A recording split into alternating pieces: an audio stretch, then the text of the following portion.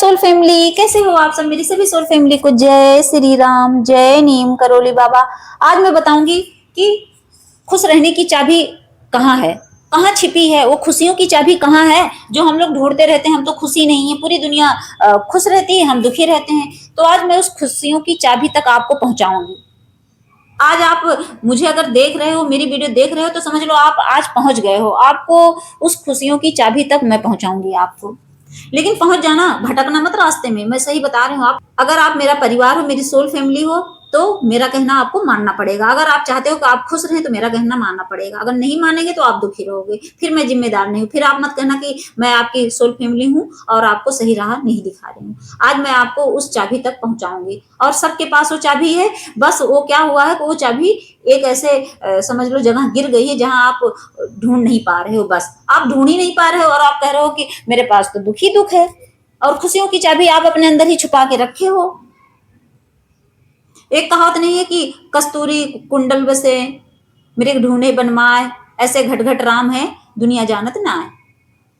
तो जो कस्तूरी होता है, एक होता है कस्तूरी, वो मृग के अंदर होता है और उसके अंदर होता है, लेकिन इतना महक उसमें रहती है कि वो सोचता है कि पूरे वन में ढूंढता रहता है उसे कि ये कहाँ महक रहा है, कहाँ महक रहा है। और वो रहता कस्तूरी कहाँ है? उसी मृग के अंदर ही रहता है। उसकी बॉडी का समझ लो एक हिस्सा है, अंदर ही रहता है। उसी की खुशबू से पूरा महकता रहता है चारों तरफ, उसको वो महक आती है। जैसे इंसान परफ्यूम लगा लेता है, वो महकता रहता है। तो होता नहीं, कभी कभी हम दूसरे के बॉडी पे जाके ऐसे करते हैं, सोचते हैं कि ये स्मेल आ कहां से रही है, और उस स्मेल को हम दूसरे में ढूंढते हैं, वो लेकिन हमारी ही बॉडी का रहता है।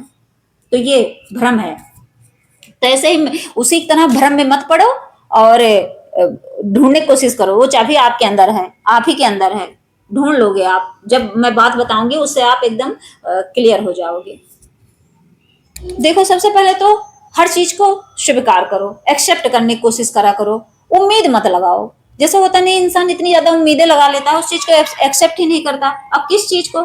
जैसे मान लीजिए आप इस समय जिस भी सिचुएशन में हैं, आपके घर में एक मंजिला घर है और आपके पास टू व्हीलर है, फोर व्हीलर नहीं है, आपके पास साइकिल ही है नहीं है। अब आप क्या करते हो? उम्मीदें लगाते हो, उम्मीदें लगाते हो, काश मेरे पास भी होता बंगला गाड़ी कार, काश मैं भी इतना अमीर होता। इस समय जिस भी सिचुएशन में हो, उस चीज को एक्सेप्ट करना सीख लो। एक्सेप्ट करोगे तो सुकून मिलेगा। उम्मीद लगाओगे तो रोओगे, टेंशन में रहोगे। और जब टेंशन में रहने का मतलब क्या है? डिसअपॉइंट होना। इंसान कहते हैं ये मुझे डिसअपॉइंट करती हैं, ये चीजें क्यों करती हैं? क्यों करती हैं बताइए? हमारी उम्मीदों की वजह से। तो हम उम्मीदें ना लगाएं तो क्यों हमें ये चीजें ट्रिगर देंगी? वो ट्रिगर ही तो देना है। पता चला कि पड़ोसी पड़ोसी है, पड़ोसी घर में अगले दिन कार आ जाए तो बस हमारे पास क्यों नहीं है? जब हमारे पास नहीं है तो इसका मतलब आप क्या कर रहे हो? उम्मीदें ही तो लगा रहे हो आगे का। उम्मीदें क्यों लगाना है? उसका अपना कर्म है, हमारा अपना कर्म है। हम अपने कर्म के हिसाब से यहाँ बैठे हैं, आप अपने कर्म के हिसाब से कहीं और बैठे हैं। ये सोचिए ना।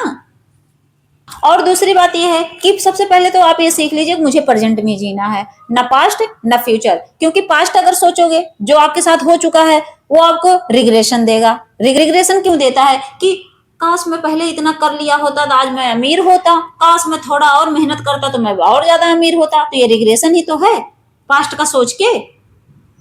होता नहीं, जैसे कोई पढ़ाई में है, काश अगर मैं, जैसे इंसान का एज निकल गया तो काश मैं पढ़ाई कर लिया होता तो मैं भी डॉक्टर होता। ये रिग्रेशन ही तो है। तो इस चीज से निकलो। अगर ऐसे आप करोगे तो कभी आप सुखी नहीं रहोगे। और फ्यूचर, फ्यूचर क्या है? अब फ्यूचर क्या करेगा आपको?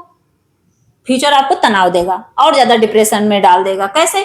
अब जैसे मान लीजिए आप अभी जिस सिचुएशन में हो, कुछ भी है, मान लो आपके पास टू व्हीलर है, ठीक। अब आप फ्यूचर सोच रहे हो, फ्यूचर सोच रहे हो कि कितना पैसा कमा लूं कि मैं कार ले लूं, मैं फोर व्हीलर आ जाए मेरे घर में। अब वो सोच सोच के आप क्या कर रहे हो? डिप्रेशन में जा रहे हो। जब आप टेंशन में रहोगे, डिप्रेशन में रहोगे तो क्या होगा? प्रेजेंट का ध्यान ही नहीं है आपको। पता चला कोई जॉब कर रहे हो, वहां मन लग ही नहीं रहा आपका, क्योंकि आपको तो करोड़पति बनना है, लखपति से संतुष्टि है ही नहीं। तो ये चीजें आपको खुशी नहीं देंगी, ये आपके दुख का कारण बन जाएंगी। फिर वो चाबी आपको नहीं मिलेगी। तो जो खुशियों वाली चाबी ढूंढ रहे हो ना, नहीं मिलेगी, आप हमेशा दुखी रहोगे। और ये सोच लो, किसी से भी कंपेयर कभी करना ही मत। पूरी लाइफ ना किसी के बॉडी को लेकर कंपेयर करना है। लोग सोचो किसी के पास धन दौलत भरा पड़ा है तो बॉडी को लेकर कंपेयर करते हैं। मान लीजिए कोई बहुत बड़ा अरबपति इंसान है, उसके उसके दांत बाहर हैं, चेहरा एकदम काला है, और वो एक गरीब इंसान है, वो खूब सुंदर है, खूब अच्छा सा अट्रैक्टिव दिख रहा है, तब उसको लेके कंपेयर करेंगे। वो कहेंगे ये देखो ये तो गरीब भी है लेकिन कितना सुंदर है, मेरे तो दांत बाहर निकले हैं, मैं तो एकदम काला हूं। अब ये कंपेयर ही तो है। आपके पास साइकिल है तो आप बाइक के लिए कंपेयर कर रहे हो, आपके पास बाइक है तो आप कार के लिए कंपेयर कर रहे हो, आपके पास मान लीजिए भगवान के पास कार भी है तो आप अब एरोप्लेन के लिए कंपेयर कर रहे हो। आप सोच रहे हो मेरे पास अपनी एक अच्छी सी हेलीकॉप्टर होता। तो ये क्या है, कंपेयर करना है तो है किसी से भी। यहाँ लोग माँ बाप है, बच्चों के लिए कंपेयर करते हैं कि उनका बच्चा तो डॉक्टर इंजीनियर है, मेरा बच्चा तो गधा है। क्यों कंपेयर करोगे तो आप सुखी रहोगे? कभी नहीं रहोगे। तो खुशियों की चाबी कहाँ से मिलेगी? चाबी आपके पास है, लेकिन आपने क्या किया है, उस चाबी को ढक दिया है छुपा के, और उसको ढूंढ नहीं रहे हो। आप दुख वाली जो चाबी है उसको लेके घूम रहे हो, वो चाबी अपने हाथ में लेके घूम रहे हो और कह रहे हो कि देखो मैं तो बहुत दुखी हूँ, मैं तो बहुत दुखी हूँ, क्योंकि चाबी आपने गलत पकड़ रखी है ना। और तो और आप ना ग्रेटिट्यूड प्रैक्टिस करो। कैसे? हर चीज के लिए यूनिवर्स से थैंक यू बोलना शुरू करो। इस समय प्रेजेंट टाइम आपके पास अगर एक कपड़े हैं तो बोलो थैंक यू सो मच मेरा तन ढांकने के लिए, कम से कम नंगे तो नहीं है ना। अगर आप नमक रोटी खा रहे हो तो उसके लिए थैंक यू बोलोगे, thank you universe, thank you Hanuman Baba, thank you ब्रह्मांड, कम से कम मुझे नमक रोटी दिया। कितने लोग तो ऐसे हैं कि 10-10 दिन खाना नहीं पाते हैं, उसके लिए आप धन्यवाद नहीं बोल सकते हैं। उसके लिए आपके अंदर नहीं आता कि लाओ एक बार उस भगवान को थैंक यू बोल दो जो हमें ये सब चीजें दी है। आपके पास अगर एक झोपड़ी है तो कम से कम छत तो है ना आपके अंदर, आपके ऊपर कबर तो है। कितने लोग ऐसे फुटपाथ पे पड़े हुए हैं। तो उस चीज के लिए थैंक यू बोलिए। जब आप हर चीज के लिए धन्यवाद बोलना शुरू करते हैं तो उससे क्या होता है, आपके अंदर पॉजिटिविटी आती है, खुशियों की चाबी धीरे धीरे दिखने लगती है। सही बता रही हूँ। और तो और अकेले रहना सीखो। ये मत सोचो कि 4 लोगों की भीड़ इकट्ठा कर लोगे तो आपको सुकून मिलेगा। नहीं, जो भीड़ में रहते हैं ना वो ज्यादा डिस्टर्ब होते हैं, क्योंकि जब भीड़ में इकट्ठा होते हो कोई कुछ बोलता है, कोई कुछ बोलता है, कोई कहेगा ये भाई तुम्हारे पास कार नहीं है, तुम्हारे पास बाइक नहीं है, उसके लिए भी आप टॉर्चर होते हो। इसीलिए अकेले रहना सीखना चाहिए, ज्यादा भीड़ में नहीं रहना चाहिए, क्योंकि हर एक इंसान आपके अंदर कमियां गिनाएगा। ये भाई तुम्हारी तो हल्की सी ये देखो नाक थोड़ी तिरछी हो रही है, तुम्हारी आंखों के पीछे ये है, तो आपके बॉडी को लेके कोई डिस्टर्ब कर देगा तो क्या करोगे? आप अंदर कमियां ढूंढेगा तो क्या करोगे? आप परेशान रहोगे ना। तो अकेले रहना सीखो, अकेले रहना सीखो, अकेले में कंफर्ट रहना सीखो, अपने आप से बातें करना सीखो। अपने आप से बातें करना क्या है, पागल थोड़ी ना हो कि पागलों की तरह बातें करोगे। नहीं, अपने आप जब बैठोगे सुकून से तो अंदर सोचोगे कि मुझे कौन सा रास्ता अपनाना चाहिए, मुझे क्या करना चाहिए, कौन सा काम करना चाहिए, तो आपको सही दिशा मिलेगी। क्योंकि आपकी जो आत्मा है, समझ लो यहाँ परमात्मा है आपके, वो आपको सही दिशा दिखाएंगे, और सामने वाला जो इंसान है वो आपको गलत रास्ते भटका देगा। तो हमेशा ये काम करो, अकेले रहना सीखो, और ओवर थिंकिंग से तो बाहर निकल आओ। क्योंकि सच बता रही हूँ, दुख का सबसे बड़ा कारण ओवर थिंकर ही होते हैं। जो ओवर थिंकिंग करते हैं, जो ओवर थिंकिंग करते हैं, दुख का सबसे बड़ा कारण है। वो दुख को बुलाते हैं, इनवाइट करते हैं। जैसे कहते हैं नहीं आ बैल मुझे मार, तो वो खुद इनवाइट करते हैं कि आ जाओ, आ जाओ और मुझे खूब कूटो, मार मार के एकदम मेरी दुर्दशा बिगाड़ दो। सोचो 90% लोग होते हैं जो ओवर थिंकर होते हैं वो दुखी रहते हैं, क्योंकि वो सोचते रहते हैं, एक्स्ट्रा सोचते रहते हैं। अब सोचो इन सबसे बचने का उपाय क्या है। अब चाबी मिलेगी कैसे? मैंने कहा नहीं अभी मैं बताऊंगी चाबी। तो चाबी किसके पास है पता है? हमारे पास ही है। हमारे पास कैसे है? हमारे हाथ में है। और वो कैसे? सीधे भगवान को पकड़ो, भगवान के मंदिर पे। आपके पास मंदिर नहीं है, मेरी भी मंदिर बहुत अच्छी नहीं है, देखिए मेरा कोई अपना पर्सनल मंदिर है नहीं है ना। मान लीजिए मेरी सोल फैमिली के पास नहीं है कोई मंदिर, आप भगवान की एक इतनी बड़ी फोटो ले आओ छोटी सी और बैठा लो। मैं देखो कैसे बैठाई हूँ भगवान को। भगवान ये नहीं कहते, भगवान भाव के भूखे होते। भगवान ये नहीं कहते मुझे सोने का एक मंदिर बनाओ या चांदी का, नहीं। भगवान कहते हैं कि एक ये देखिए ऐसे एक पतला सा ऐसे कुछ बनाओ और उस पर भगवान को बैठा लो, बस शुरू कर दो भक्ति करना। भगवान से कनेक्ट होना सीखो, क्योंकि आपकी खुशियों की चाबी भगवान के पास ही है। और भगवान को आप पकड़ लोगे तो समझ लो भगवान ने आपको चाबी दे दी, वरना आप कभी सुखी नहीं रहोगे, कभी आप खुश रह ही नहीं सकते हो।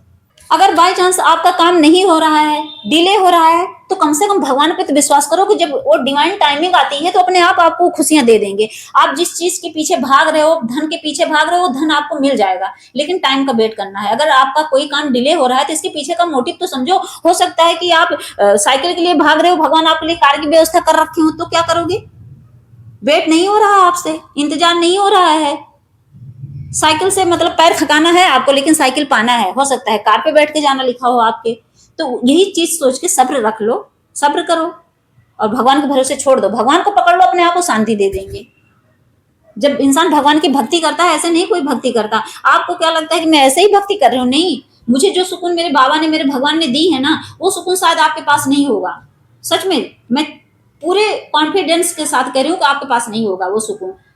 तभी आप भटक रहे हो सकता है मेरे से ज्यादा आपके पास धन दौलत भरा पड़ा हो, आप करोड़पति हो, अरबपति हो, लेकिन सच में मैं बता रही हूँ, मैं इतनी सुकून से रहती हूँ अपने बाबा के साथ। मेरा इनका रिश्ता ऐसा है कि, और मुझे ये भी पता है कि मुझे कल वो भूखे नहीं रखेंगे, ये भी पता है कि मुझे कभी ऐसे बिना कपड़े के नहीं रखेंगे। मेरे तन पे अगर कपड़ा देंगे तो अगले दिन देंगे, अगर ये फटेगा तो अगला आ जाएगा मेरे पास। इतना विश्वास होना चाहिए भगवान पे। फिर देखो आपके पास खुशियां कैसे आती हैं। हमेशा पॉजिटिव रहो। आप नेगेटिव होते हो तभी ये सारे दुख का कारण बनता है, तभी आप दुखी रहते हो। तो समझ गए होगे कि खुशियों की चाबी कहाँ है? समझ लो हमारे हाथ में है, हमारे पास है, और उसके लिए थोड़ा सा कदम बढ़ाना है, भगवान के पास जाना है। बस मेडिटेशन, ध्यान करना है, नाम जाप, पूजा पाठ, भक्ति बढ़ाना है। उसके बाद अपने आप आपको भगवान वो चाबी देंगे और वो ताला आप अपने आप खोल के और निकल जाओगे दुख से, हमेशा के लिए खुशियों वाले रास्ते पर। खुशियों का वो दरवाजा खुल जाएगा हमेशा के लिए, और हमेशा खुश रहना सीख जाओगे। क्योंकि इंसान जब खुश रहने का मतलब ये नहीं, दुख आता तब भी, सच में दुख में भी वो हंसना सीख जाता है। जय श्री राम, जय नीम करोली बाबा।